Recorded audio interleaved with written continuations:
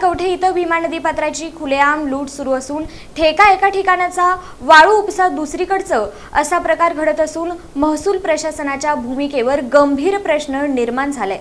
दरम्यान या प्रकरणी दोघांवर गुन्हा दाखल झाला।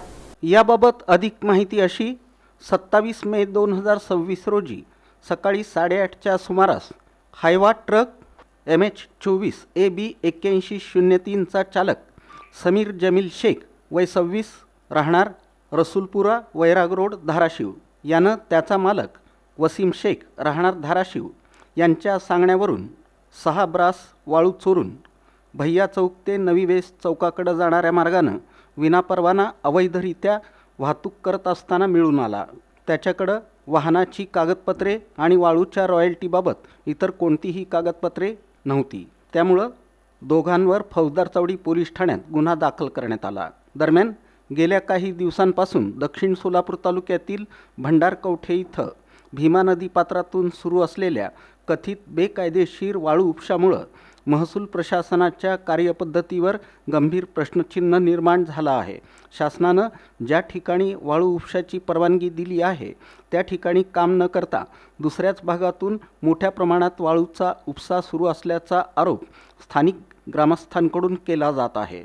विशेष म्हणजे हे सर्व प्रकार उघडपणे सुरू असतानाही संबंधित प्रशासन मात्र झोपेचं सोंग घेत असल्याची तीव्र नाराजी व्यक्त होत आहे।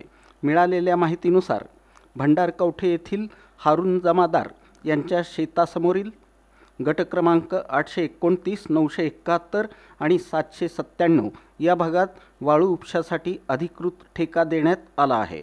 हा ठेका सुरेश कटगावकर यांच्या माध्यमातून संबंधित ठेकेदाराकडे चालवला जात असल्याचं सांगितलं जात आहे। मात्र प्रत्यक्षात प्रशासनानं मंजूर केलेल्या गट क्रमांकांमध्ये वाळू उपसा होत नसून जवळपास 1 किलोमीटर अंतरावर असलेल्या तात्या पाटील यांच्या शेतासमोरील भीमा नदी पात्रातून मोठ्या प्रमाणावर वाळू उपसा सुरू असल्याचे आरोप होत आहेत। स्थानिकांच्या म्हणण्यानुसार दिवसाढवळ्या JCB आणि ट्रॅक्टरच्या साहाय्यानं नदीपात्राची अक्षरशः लूट सुरू आहे।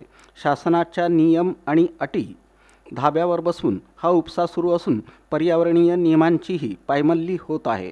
नदीपात्रातील नैसर्गिक प्रवाह धोक्यात येत असताना महसूल विभागाकडून कोणतीही ठोस कारवाई होत नसल्यानं संताप व्यक्त केला जात आहे।